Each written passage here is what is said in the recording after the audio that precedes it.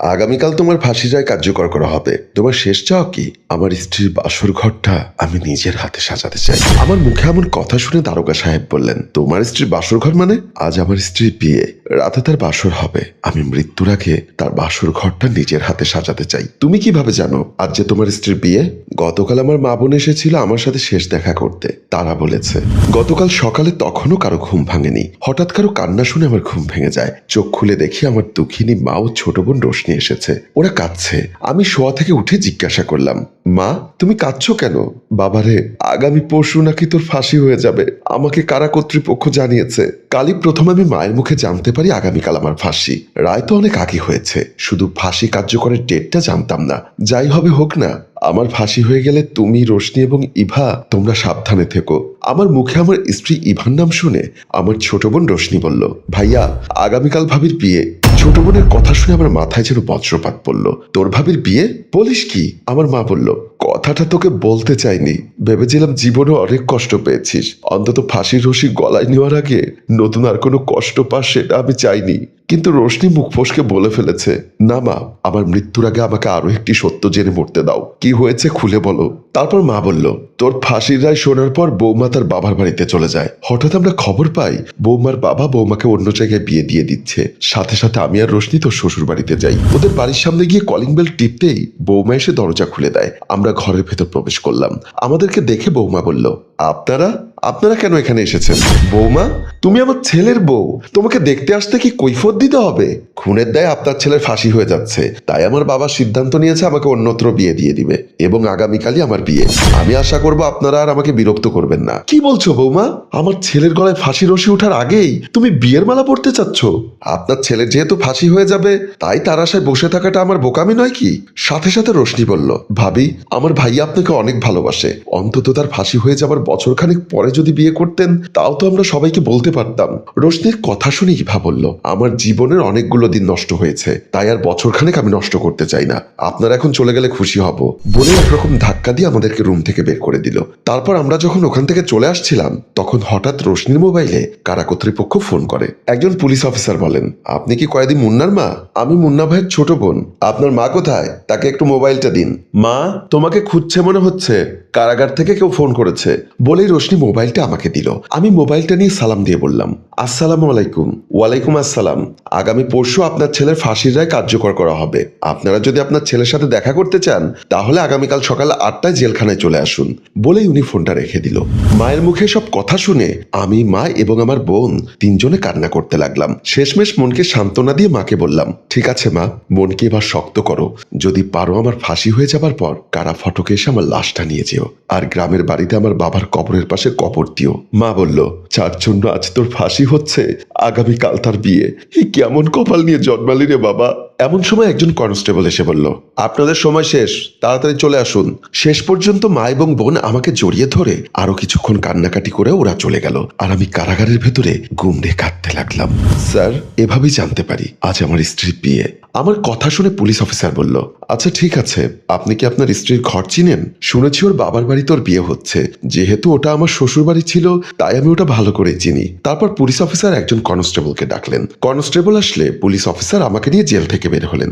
আমাকে নিয়ে police officer এবং কনস্টেবল যখন রাস্তা দিয়ে আসছিলেন তখন দেখলাম আমার শ্বশুর বাড়ির এলাকাটা কেমন যেন অচেনা অচেনা হয়ে গেছে। সত্যি কথা বলতে জেলে এসেছি আজ 6 বছর। 6 বছরের মধ্যে এলাকাটা কেমন জানি পাল্টে গেছে। উঁচু উঁচু বিল্ডিং উঠেছে। হাঁটতে হাঁটতে একটা জায়গায় এসে পুলিশ অফিসার বলল, আরে ভাই, আর কত হাঁটাবেন? আপনার শ্বশুর কিংবা স্ত্রীর কারো নাম্বার থাকলে দিন, আমি কল করে দেখি, তাহলে আমাদের ঠিকানা পেতে সহজ হবে। স্যার, কারো মোবাইল নাম্বার আমার মুখস্থ নেই। আমার মনে হচ্ছে ওই সামনের বিল্ডিংটাই আমার শ্বশুর বাড়ি। এটা কি আপনার শ্বশুরের নিজস্ব বিল্ডিং? না, ওনারা ওখানে বিগত 15 বছর ধরে ভাড়া থাকেন। আচ্ছা চলুন। পুলিশ অফিসার আমাকে নিয়ে সামনের দিকে এগোতে লাগলো। আমরা আমার শ্বশুর বাড়ির ড্রয়িং রুমে এসে ঢুকলাম। আমার বয়সী একটা ছেলে বর্ষে যে কার সাথে যেন মোবাইলে কথা বলছেন। হঠাৎ পুলিশ সহ আমাকে দেখে উনি চমকে উঠলেন। পুলিশ অফিসার বলল, ভয় পাবার কোনো কারণ নেই, আমরা কাশিমপুর কারাগার থেকে এসেছি। আগামীকাল ওনার ফাঁসির রায় কার্যকর হবে। মৃত্যুর আগে ওনার শেষ ইচ্ছা জানতে চেয়েছিলাম। উনি বলল আজ নাকি ওনার স্ত্রীর বিয়ে। আপনার ড্রেস আপ দেখে মনে হচ্ছে আপনি বোধহয় ওনার স্ত্রীকে বিয়ে করছেন। ওনার স্ত্রী কিনা জানি না, তবে আমি এই বাড়ির মেয়ে ইভাকে বিয়ে করছি। পাত্রের মুখে এমন কথা শুনে আমি বললাম, জি, আমার স্ত্রীর নাম ইভা। আমার মুখে আমার স্ত্রী শব্দটা শোনার পর ছেলেটি চোখ বড় করে আমার দিকে তাকালেন। পুলিশ অফিসার বলল, এ বাসায় কি আর কোনো লোকজন নেই? ঘর ভর্তি লোক ছিল। সকালবেলায় হঠাৎ আমার শ্বশুর স্ট্রোক করে, ওনাকে নিয়ে সবাই হসপিটালে চলে গেছেন। এখন ঘরে আমি আর ইভা ছাড়া কেউ নেই। আমি হাত জোর করে ছেলেটার দিকে তাকিয়ে বললাম, ভাই, দয়া করে একটা কথা বললে রাখবেন? আমার অনুনয় দেখে ছেলেটির মন হয়তোবা গলে গেল। বলুন, আমি কি আমার স্ত্রী, আপনার বর্তমান স্ত্রীর সাথে একটু কথা বলতে পারি? ছেলেটি কি যেন ভেবে চিনতে বলল, আজ আমার আর ইভার বাসর, তার উপর ওর বাবা স্ট্রোক করেছে। দুটো বিষয় নিয়ে এসে আলাদা আলাদা টেনশনে আছেন, তার উপর আপনি এসে তৃতীয় টেনশন দিতে যাচ্ছেন। ওর কথা শুনে পুলিশ অফিসার বলল, ভাই, কাল ওর ফাঁসির রায় কার্যকর হবে। মৃত্যুর আগে একজন মৃত্যু পথযাত্রীর চাওয়া পূরণ করা আমাদের দায়িত্ব। আর তাছাড়া আপনার আর ইভার বিয়ে তো মুন্না মেনে নিয়েছে, আপনি একটু দয়া করে তার শেষ ইচ্ছাটা পূরণ করে দিন। পুলিশ অফিসারের রিকোয়েস্ট শুনে ছেলেটি ইভাকে ডাকতে লাগলো, ইভা, এই ইভা, একটু এদিকে এসো তো। একটু পর আমার স্ত্রী ইভা একটা হলুদ লেহেঙ্গা পরে বউ সেজে আমাদের সামনে এসে হাজির। আমাকে দেখে সে চমকে উঠল। আমিও তাকে দেখে অপলক দৃষ্টিতে তাকিয়ে রইলাম। আমার পাশে দাঁড়িয়ে থাকা পুলিশ অফিসার কিংবা আমার স্ত্রীর হবু স্বামী আমার মনের অবস্থাটা বুঝতে পারছেন কিনা আমি জানি না, তবে ইভা যে কিছুটা উপলব্ধি করতে পারছে সেটা তার চেহারা দেখেই বুঝতে পেরেছি। দ্বিতীয়বার তাকে বধূর সাজে দেখলাম। অপরূপ সুন্দর লাগছে, যেন সবুজের মাঠে ফুটে আছে এক সূর্যমুখী ফুল। আমি অপলকে তার দিকে তাকিয়ে আছি। দেখে সে কিছুটা বিব্রত বোধ করলো। কিছুক্ষণ পর বলল, তুমি তুমি এখানে কেন? আমি কাঁপা কাঁপা গলায় অশ্রু ভেজা চোখে বললাম, আমি সব জানি ভা, আমি তোমাকে স্বার্থপর বলবো না, কিংবা আমার ফাঁসি হবার আগে কেন বিয়ে করছো সে প্রশ্নও করব না। শুধু তোমার কাছে একটা আবদার করব, মৃত্যুর আগে আমি নিজের হাতে তোমার বাসর ঘরটা সাজিয়ে দিতে চাই, নিজের হাতে তোমার নবজীবনের সূচনা করে দিয়ে যেতে চাই। প্লিজ ইভা, প্লিজ, মৃত্যু পথযাত্রীর শেষ ইচ্ছাটা পূরণ করার সুযোগ দাও। আমার কথাগুলো শুনে পুলিশের কনস্টেবল থেকে শুরু করে পুলিশ অফিসার দুজনেরই চোখ ছলছল করে উঠল। ইভা বলল, কোনো খুনির হাতে সাজানো বাসর ঘরে আমি আমার নতুন জীবন শুরু করতে চাই না। তার মুখে খুনি শব্দটা শুনে আমার মাথায় যেন আকাশ ভেঙে পড়ল। পৃথিবীর সবাই আমাকে খুনি ডাকুক, তাতে আমার বিন্দু পরিমাণ দুঃখ নেই, কিন্তু ইভা কিভাবে আমায় খুনি ডাকে? শেষমেশ পুলিশ অফিসার এবং তার নতুন স্বামীর রিকোয়েস্টে ইভা রাজি হয় তার বাসর ঘর আমাকে দিয়ে সাজাতে। শেষে পুলিশ অফিসার ও কনস্টেবল আমাকে নিয়ে ইভাদের জন্য নির্ধারিত রুমে প্রবেশ করলেন। খাটের উপর দেখলাম কিছু কাগজের ফুল ছড়িয়ে ছিটিয়ে আছে। হয়তোবা আমার শ্বশুর স্ট্রোক করার কারণে বাসর ঘরটা দায়সারাভাবে সাজানোর চেষ্টা করছে, নতবা হরেক রকম ফুল দিয়ে সাজাতো। পুলিশ অফিসার পাশে রাখা একটা চেয়ারে বসলেন। কনস্টেবল সাহেব অফিসারের পাশে দাঁড়িয়ে রইলেন। আমি ফুলগুলো দিয়ে বাসর ঘর সাজানো শুরু করলাম। আমি বাসর ঘর সাজাচ্ছি, আর পুলিশ অফিসার এদিক ওদিক তাকিয়ে আমাকে বললেন, আচ্ছা মুন্না সাহেব, আপনি ফাঁসির আসামি হলেন কেন? সে কথাটা তো জানা হলো না। আমি উনার দিকে তাকিয়ে একটা দীর্ঘশ্বাস ছেড়ে বললাম, থাক না স্যার সে কথা, যে কথা আমি আর ইভা ছাড়া কেউ জানে না। আমার কথা শুনে পুলিশ অফিসার বলল, আপনি বলতে না চাইলে আমি আপনাকে জোর করব না, কিন্তু আপনার সহজ সরল পবিত্র মুখটা দেখে আমার কেন জানি মনে হচ্ছে এই খুন আপনি করতে পারেন না। আমি তার দিকে উপলক্ষে তাকিয়ে রইলাম। বুঝতে পারলাম সত্যিকারের পুলিশ আসামির মুখ দেখে অনেক কিছু উপলব্ধি করতে পারেন। দেখো মুন্না, আমার চাকরিটা জেল পুলিশের। আজ 10 বছর যাবত আমি বাংলাদেশের বিভিন্ন জেল হাজতে ডিউটি করি। অনেক ধরনের আসামিকে দেখেছি, ফাঁসির আসামিও অগণিত দেখেছি, কিন্তু তোমাকে দেখার পর আমার কেন জানি মনে হচ্ছে কোনো এক নির্মম সত্যকে বুকে চাপা দিয়ে মিথ্যাকে মাথার তাজ বানিয়ে ফাঁসির রশি গলায় নিচ্ছ। আমার ধারণা কি ভুল? পুলিশ অফিসারের কথা শুনে চমকে উঠলাম। এজন্যই বুঝি মানুষ বলে সত্যিকারের পুলিশেরা আসামির চেহারা দেখলে বুঝতে পারে। এই কদিনে বুঝতে পেরেছি পুলিশ অফিসারটা অত্যন্ত সৎ এবং মেধাবী। আমি বললাম, স্যার, আর একটা দিন বেঁচে আছি, আগামীকাল রাতেই আমার ফাঁসি হয়ে যাবে। যে সত্য বুকে নিয়ে পৃথিবী থেকে চলে যাচ্ছি সেই সত্যটা আমার বুকের ভেতরেই থাক, বাহিরে এনে লাভ কি? আমার কথা শুনে পুলিশ অফিসার বলল, তুমি কি সত্যিই জয় চাও না? মৃত্যুর আগে কেন ইচ্ছা করে মিথ্যের কাছে সত্যকে পরাজিত করে দিয়ে যাচ্ছ? আমি হাত জোর করে বললাম, স্যার, জীবনের মহেন্দ্রক্ষণে এসে ওসব বিষয় নিয়ে আর ঘাটাঘাটি করবেন না। আমি মৃত্যুদণ্ডপ্রাপ্ত আসামি। আগামীকাল রাতে আমার মৃত্যুদণ্ড কার্যকর করা হবে, এটাই সত্যি। না, ওটা সত্যি না। তুমি যদি সত্যকে সত্য এবং মিথ্যাকে মিথ্যা না বলো, তাহলে তোমার দুই কাঁধের কিরামান ও কাতেবিন ফেরেশতাও হাসরের ময়দানে তোমার বিরুদ্ধে যাবে। শেষ পর্যন্ত আমি নিরুপায় হয়ে আমার জীবনে ঘটে যাওয়া চিরন্তন সত্য ঘটনা পুলিশ অফিসারকে বলতে লাগলাম। সেদিন আমি অফিসে যাওয়ার জন্য রেডি হচ্ছিলাম। ঘুম থেকে উঠতে লেট হয়ে গেছে বলে তাড়াহুড়ো করে অফিসের পোশাক পরছিলাম। এমন সময় আমার মা এসে বলল, বাবা মুন্না, তোর কাছে কি 1000 খানেক টাকা হবে? হবে? কেন মা, তোমার আবার হঠাৎ টাকা লাগছে কেন? গতকাল থেকে রোশনির জ্বর, ভেবেছিলাম রাত্রে ঘুমোলে জ্বরটা ভালো হয়ে যাবে, কিন্তু ফজরে দেখলাম জ্বরের তাপমাত্রা আরো বেড়ে গেল। তাই ভাবছি ওকে একটু ডাক্তার দেখাবো। 1,000 টাকায় কি হবে?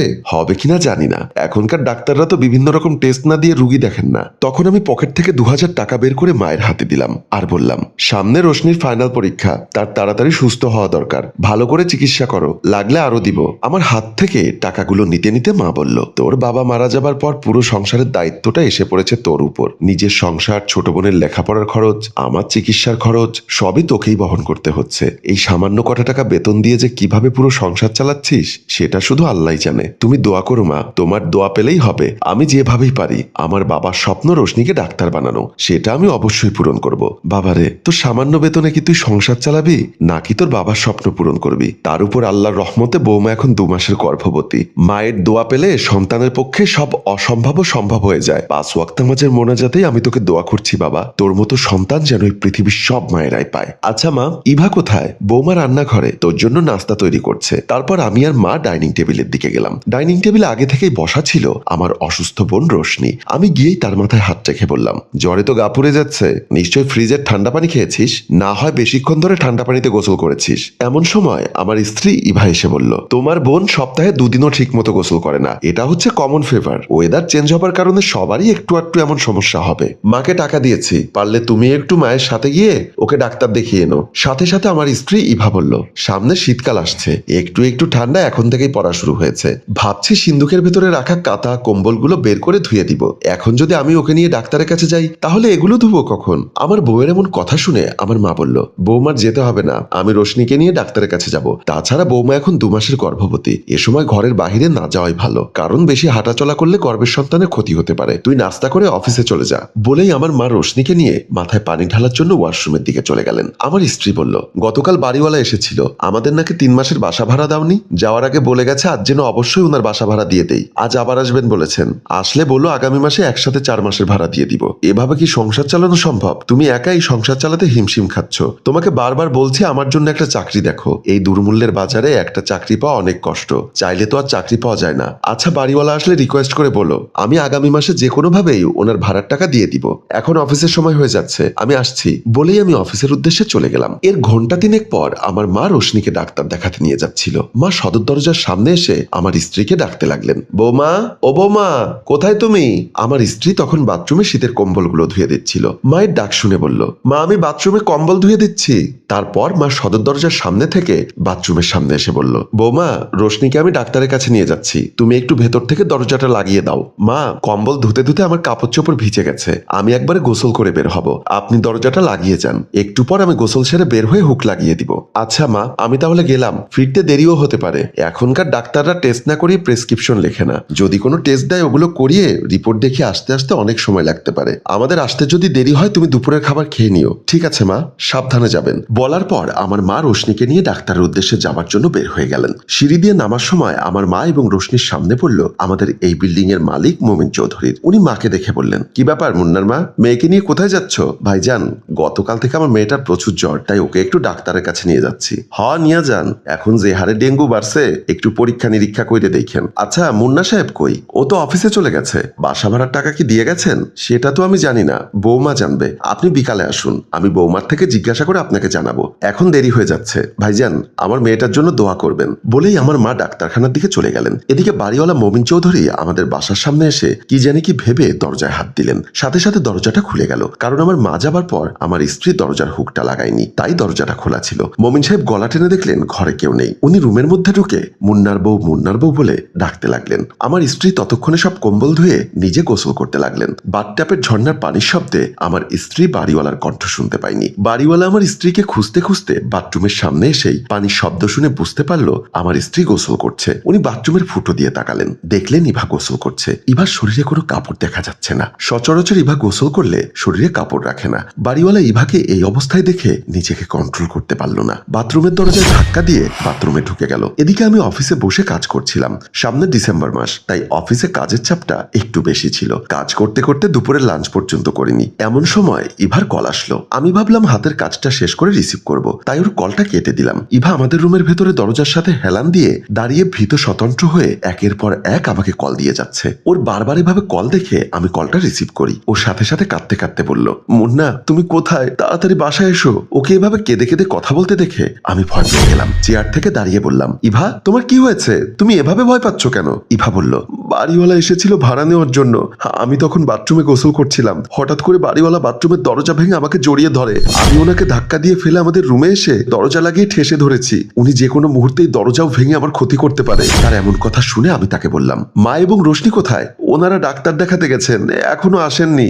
আচ্ছা তুমি বেশি উত্তেজিত হবে না, তাহলে আমাদের গর্ভের সন্তানের ক্ষতি হবে। আমি এক্ষুনি আসছি।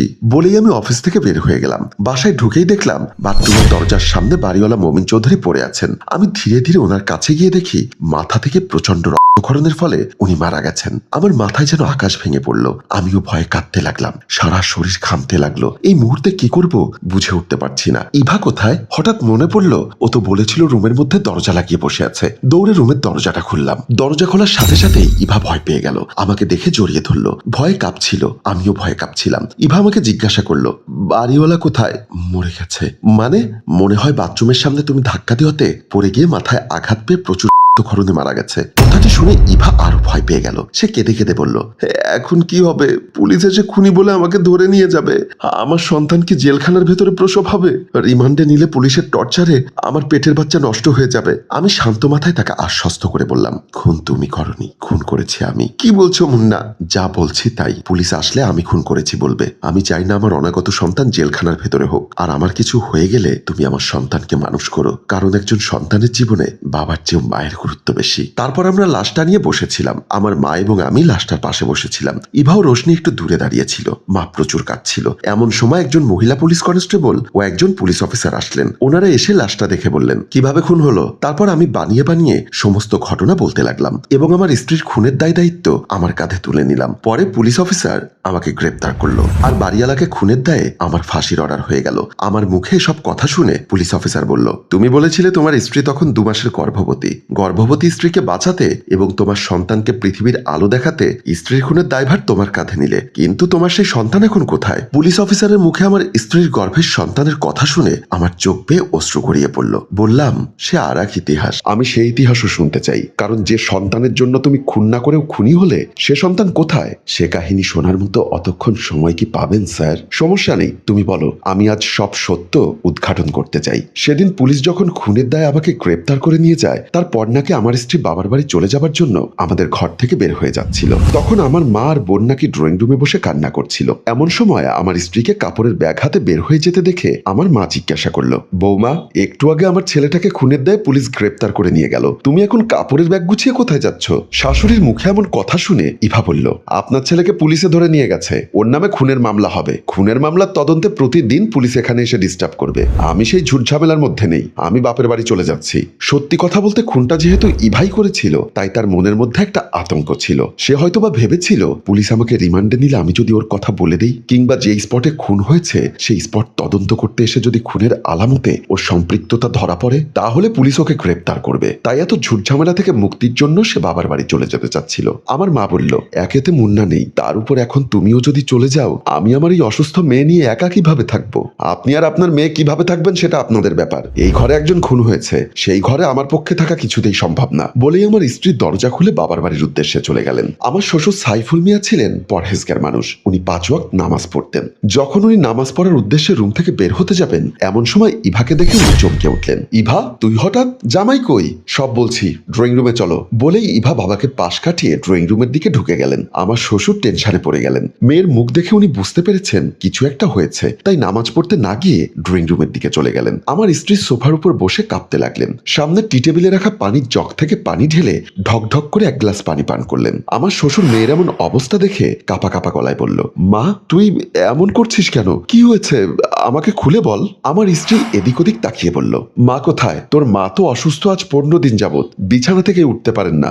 একটু আগে আমি তাকে ঘুম পাড়িয়ে আসরের নামাজ পড়তে যাচ্ছিলাম। তুই এমন করছিস কেন? জামাই বাবাজি কই? তাকে পুলিশ গ্রেপ্তার করেছে। আমার মুখে কথাটি শুনে আমার শ্বশুর চমকে উঠলেন আর বললেন, জামাইকে পুলিশ গ্রেপ্তার করেছে মানে? পুলিশ কেন জামাইকে গ্রেপ্তার করবে? তোমাদের জামাই খুন করেছে। মেয়ের মুখে এমন কথা শুনে ওনার মাথায় যেন আকাশ ভেঙে পড়ল। কি বলিস, জামাইয়ের মতো সহজ সরল মানুষ খুন করতে পারে? এ কথা আমার বিশ্বাস হচ্ছে না। ইভা তখন নিজেকে নির্দোষ প্রমাণ করতে ব্যস্ত। সে ভেবেছিল ঘটনা অন্যদিকে প্রবাহিত করতে গেলে ঘর থেকে মিথ্যা কথা বলে শুরু করতে হবে। তাই সে সাবলীল ভাবে বলল, খুনটা যদি আমার চোখের সামনে না করতো তাহলে আমিও বিশ্বাস করতাম না। আমার নিজের চোখের সামনে আমাদের বাড়িওয়ালাকে তোমাদের জামাই খুন করেছে। মেয়ের মুখে এমন কথা শুনে আমার শ্বশুর বিশ্বাস করলো খুনটা আমি করেছি। তাই উনি মাথায় হাত দিয়ে বসে রইলেন। এর 1 মাস পর আমাকে দেখার জন্য কারাগারে এলেন আমার মা এবং আমার ছোট বোন। ওদেরকে দেখে আমি বসা থেকে দাঁড়িয়ে গেলাম। আমার মা আমাকে জড়িয়ে ধরে কাঁদলেন। আমি মাকে সান্ত্বনা দিলাম। মায়ের থেকে জিজ্ঞাসা করলাম, মা, গত 3 মিছিলে কোর্টে আমাকে হাজির করেছে। প্রতিবারই আমি তোমাকে আর রোশনিকে দেখছি, ইভা কোর্টে আসে না কেন?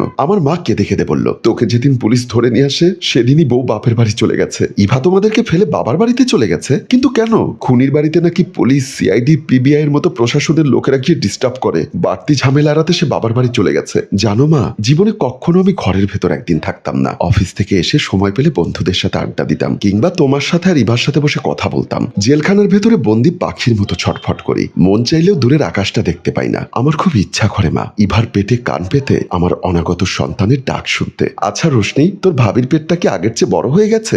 আমার কথা শুনে রোশনি বলল, ভাবি কি আমাদের বাড়িতে আছে? ওনার পেট কত বড় হয়েছে আমি কিভাবে দেখবো? তারপর আমি মায়ের দিকে তাকিয়ে বললাম, মা, আমার একটা কথা রাখবে? কি কথা বল বাবা। একটু কষ্ট করে আমার শ্বশুর বাড়িতে গিয়ে কাল একবার তোমাদের বউকে এখানে আসতে বলবে। তোর শ্বশুর একবার ফোন করেছিল মামলার কি অবস্থা জানার জন্য। এরপর আর কোনো খোঁজ খবর নেয়নি। তবুও তুই যেহেতু বলছিস, আমি এখান থেকে বের হয়ে তোর শ্বশুর বাড়িতে যাব। এমন সময় পুলিশ কনস্টেবল এসে বলল, আপনাদের সময় শেষ, তাড়াতাড়ি বের হন। তারপর মা আর বোন আমার থেকে বিদায় নিয়ে আমার শ্বশুর বাড়ির উদ্দেশ্যে চলে গেলেন। আমার শ্বশুর বাড়িতে গিয়ে আমার মা এবং বোন যখন কলিং বেল টিপলো, তখন আমার স্ত্রী এসে দরজা খুললো। ওদেরকে দেখে ইভা মোটেও খুশি হয়নি। ড্রয়িং রুমে বসা ছিল আমার শ্বশুর সাইফুল মিয়া। উনি জিজ্ঞাসা করলেন, মা, কে কলিং বেল দিল রে? বাবার প্রশ্নের উত্তরে ইভা বলল, মুন্নার মা এবং বোন এসেছে।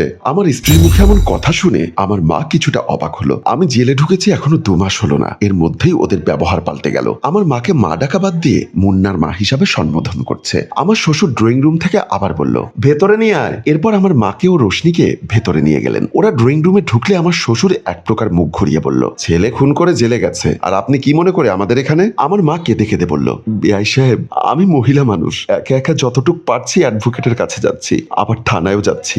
আপনি যদি আমাকে একটু সহযোগিতা করতেন। আমার শ্বশুর ডাইরেক্ট বলে দিলেন, আপনার বেআইন অসুস্থ মানুষ, তাকে নিয়ে এই হসপিটাল থেকে ওই হসপিটালে দৌড়াতে হয়। আমার পক্ষে কোর্ট কাচারি করা সম্ভব না। ছেলেকে আপনি কি শিক্ষা দিয়েছেন? কোনো ভালো মানুষের সন্তান কি মানুষ খুন করতে পারে? এমন ক্ষণিকের মেয়ের জামাই হিসাবে পরিচয় দিতেও আমার বিবেকে বাঁধবে। আমার শ্বশুরের মুখে এমন কথা শুনে আমার মার কথা না বাড়িয়ে আমার স্ত্রীর দিকে তাকিয়ে বলল, বৌমা, তোমার বাবা হয়তো বা মেয়ের জামাই হিসাবে মুখ ফিরিয়ে নিতে পারে, কিন্তু মুন্না তো তোমার স্বামী, ওর সন্তান তোমার গর্ভে। তুমি কিভাবে একটিবারও মুন্নাকে দেখতে গেলে না? একজন খুনিকে দেখার মতো রুচি এবং মন মানসিকতা কোনোটি আমার নেই। ইভা কথাটা যতটা সহজে বলেছে আমার মা ততটা সহজে নিতে পারেনি। তাই আবারও বলল, বৌমা, এভাবে বলো না, হাজার হোক তোমার স্বামী। সাথে সাথে ইভা বলল, হ্যাঁ, সে স্বামী, কিন্তু বর্তমানে খুনের দায়ে আসামি। এতক্ষণ চুপ করে থাকা রোশনি ইভার পায়ে ধরে বলল, প্লিজ ভাবি, ভাইয়া কিন্তু তোমাকে এক নজর দেখার জন্য জেলখানার 4 দেওয়ালের ভেতরে ছটফট করছে। প্লিজ ভাবি, তুমি একবার গিয়ে ভাইয়াকে দেখে এসো। ইভা রোশনিকে পায়ে ঠেলে ফেলে দিয়ে বলল, আমার পক্ষে কিছুতেই সম্ভব না। এবার আমার মা গিয়ে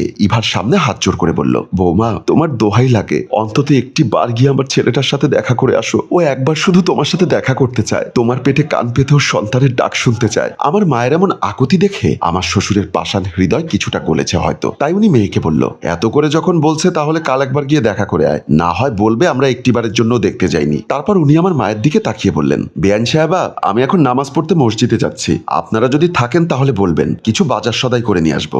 আর যদি চলে যান তাহলে চা নাস্তা করে চলে যাবেন, আমি এখন আসি। বলেই আমার শ্বশুর রুম থেকে বের হয়ে গেলেন। পরদিন ইভা জেলখানায় আমার সাথে দেখা করতে আসে। ইভাকে দেখে আমি বসা থেকে দাঁড়িয়ে বললাম, কেমন আছো ইভা? জেলখানায় ঢোকার আগে ব্যাংকে কি কয়েক লক্ষ টাকা রেখেছিলে যে ভালো থাকবো? ইভার এমন আচরণ দেখে আমি অবাক হলাম। এভাবে বলছো কেন? কিভাবে বলবো? বাসা ভাড়ার টাকাগুলো যদি বাকি না রাখতে তাহলে বাড়িওয়ালা আর বাসায় আসতো না, খুনও হতো না, সব দোষ তোমার। আমি চোখের জল ধরে রাখতে পারলাম না, তাই কেঁদে কেঁদে বললাম, তাই তো খুনের দায়ে আমি মাথা পেতে নিয়েছি। তোমার কাছে কিচ্ছু চাই না, শুধু এটুকু চাই আমার অনাগত সন্তানের যেন কোনো ক্ষতি না হয়। ইভা এবার আমার দিক থেকে মুখ ফিরিয়ে বলল, আমি অ্যাবর্শন করে ফেলবো। কথাটা শুনে আমি অবাক হয়ে গেলাম। আমার মাথায় যেন বজ্রপাত পড়লো। এ কি বলছে ইভা? যে সন্তানকে সুস্থ সুন্দর জীবন দিতে ওর খুনের দায় আমার মাথায় নিলাম, সেই সন্তানকে নাকি অ্যাবর্শন করে ফেলবে? ইভা, তোমার মাথা ঠিক আছে তো? হ্যাঁ, আমি অনেক ভেবে চিন্তে দেখেছি, এ সন্তান যদি পৃথিবীতে আসে তাহলে প্রতিনিয়ত আমাকে তার প্রশ্নের সম্মুখীন হতে হবে, আর খুনির সন্তান সন্তান হিসাবে এই সমাজ তাকে ধিক্কার দিবে। আমি যতটুকু জেনেছি তুমি আর বের হতে পারবে না। আজ না হয় কাল তোমার মৃত্যুদণ্ড হবে,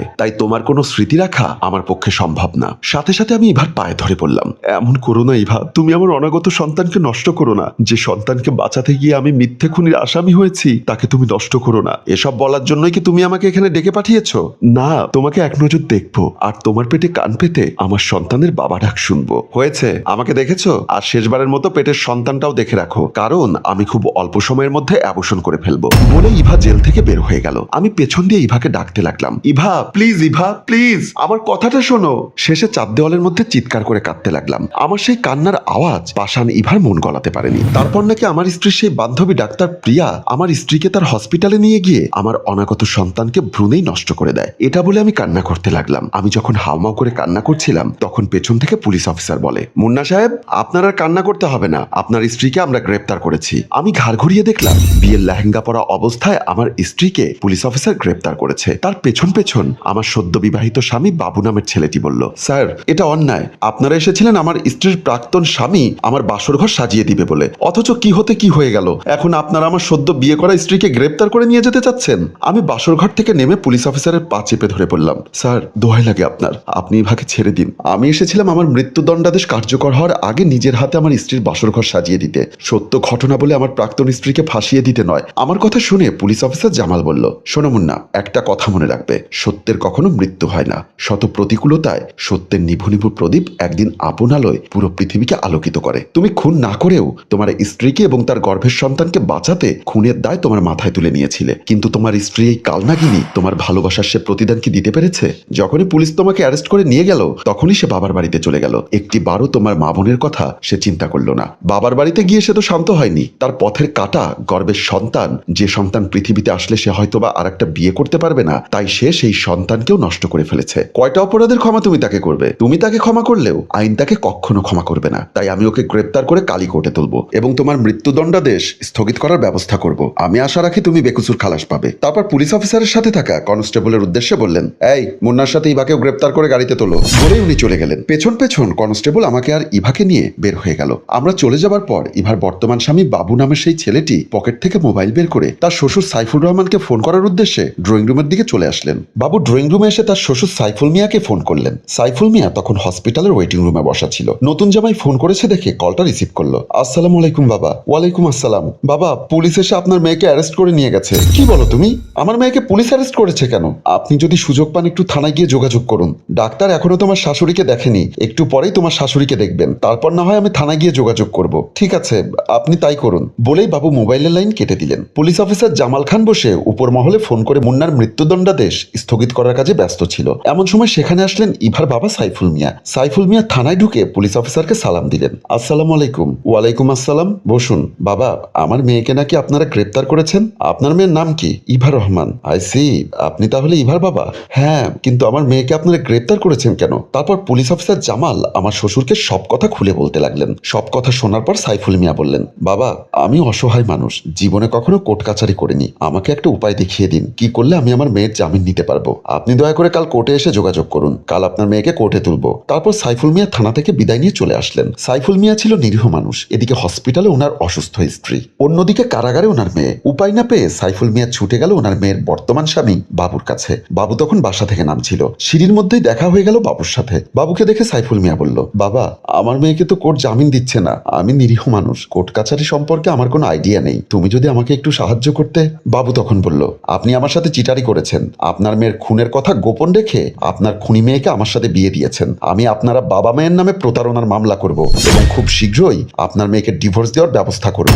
আমার এমন দুঃখের সময় বাবা তুমি যদি এমন কাজ করো তাহলে আমি কোথায় যাব? আপনি কোথায় যাবেন না যাবেন সেটা আমি জানি না, আপনি কিভাবে পারলেন এমন একটা খুনি মেয়েকে আমার গলায় ঝুলিয়ে দিতে? সম্মান চান তো আমাদের সামনে থেকে চলে যান, না হয় আমি দারোয়ান ডেকে আপনাকে ঘাট ধাক্কা দিয়ে বের করে দিতে বাধ্য হব। বলেই বাবু সিঁড়ি বেয়ে নেমে গেল। এদিকে এক সপ্তাহ পরে কোর্ট থেকে আমি বেকসুর খালাস পেয়েছি। আজ মিষ্টি এবং ফুল নিয়ে পুলিশ অফিসার জামাল সাহেবের সাথে দেখা করতে থানায় আসলাম। পুলিশ অফিসার জামাল দৈনন্দিনের কাজ করছিলেন। আমাকে দেখে বললেন, আরে মুন্না সাহেব, বসুন বসুন, আপনাকে অনেক অনেক ধন্যবাদ আমাকে নতুন জীবন দেওয়ার জন্য। জীবন দেওয়া এবং নেওয়ার মালিক আল্লাহ, আমি তো ওসিলা ছিলাম মাত্র। তবুও আপনি না হলে হয়তোবা এতদিনে আমার লাশ কবরে থাকতো, তাই আপনার জন্য কিছু মিষ্টি এবং ফুল এনেছি। ওসবের দরকার নেই, পুলিশের কাজ হচ্ছে সত্য এবং ন্যায় উদ্ঘাটন করা। আমি তাই করেছি মাত্র। আচ্ছা, একটা কথা বলবো, কিছু মনে করবেন না তো? বলুন, ইভার খবর কি কিছু জানেন? সম্ভবত জেল হতে পারে, ফাঁসি নাও হতে পারে, তবে সবকিছু নির্ভর করছে মামলার তদন্ত এবং সাক্ষ্য প্রমাণের উপর। মজার বিষয় হচ্ছে এই মামলার একমাত্র সাক্ষী আপনি। আপনার সাক্ষ্যর উপর নির্ভর করছে ইভার জীবন মরণ। কথাটা শুনে আমার বুকটা কেঁপে উঠলো। আমার সাথেও হাজারটা অন্যায় করলেও কেন জানি বুকের কোণে ওর জন্য এখনো কিছু মায়া কাজ করছে। কিন্তু আমার অনাগত সন্তানকে নষ্ট করে দেওয়ার ফলে ওর প্রতি তীব্র ঘৃণাও কাজ করছে। শেষ পর্যন্ত পুলিশ অফিসারের সাথে কিছুক্ষণ কথাবার্তা বলে আমি বিদায় নিয়ে চলে আসলাম। এদিকে সাইফুল মিয়া কারাগারে গিয়েছেন মেয়ের সাথে দেখা করতে। বাবাকে দেখে ইভা বসা থেকে দাঁড়িয়ে বাবাকে জড়িয়ে ধরে কিছুক্ষণ কান্না করলেন। সাইফুল মিয়া বলল, মারে, আমি নিরীহ মানুষ, কোথায় যাব কি করব কিছুই বুঝতে পারছি না। তোর স্বামী বাবুকে বলেছিলাম আমাকে একটু সাহায্য করার জন্য, সে উল্টো আমাকে শাসিয়েছে। সে বলেছে তোর নামে আর আমার নামে নাকি চিটিং মামলা করবে। এখন আমি কোথায় যাব, কার কাছে গেলে একটু সাহায্য পাবো, আমার মাথায় কাজ করছে না। ইভা তখন চোখের জল মুছতে মুছতে বলল, মুন্নার খবর কি বাবা? শুনেছি এ মামলা থেকে নাকি সে বেকসুর খালাস পেয়েছে। তাহলে বাবা তুমি তার কাছে যাও, আমার বিশ্বাস সে যতটুকু পারে তোমাকে সাহায্য করবে। কোন মুখ নিয়ে তার কাছে যাব বল? সে যখন জেলে ছিল তখন তুই তাকে তালাক দিয়েছিস, তোর গর্ভের সন্তান তুই নষ্ট করে ফেলেছিস। এখন কি সে আমাকে সাহায্য করতে রাজি হবে? আমার বিশ্বাস সে তোমাকে ফিরাবে না, তুমি একবার গিয়ে দেখো। তারপর সাইফুল মিয়া আমাদের বাসার উদ্দেশ্যে আসার জন্য কারাগার থেকে বের হয়ে গেলেন। সন্ধ্যায় আমি, মা এবং রোশনি আমাদের ড্রয়িং রুমে বসে কথাবার্তা বলছিলাম। আমি জেলে যাবার পর আমার চাকরিটা চলে গেছে, আগামীকাল নতুন চাকরির ইন্টারভিউ দিতে যাব। এ ব্যাপারে মায়ের সাথে কথা বলছিলাম, এমন সময় কলিং বেল বেজে উঠলে রোশনি গিয়ে দরজা খুলে দেয়। আমার প্রাক্তন শ্বশুর সাইফুল মিয়া এসেছে। তাকে দেখে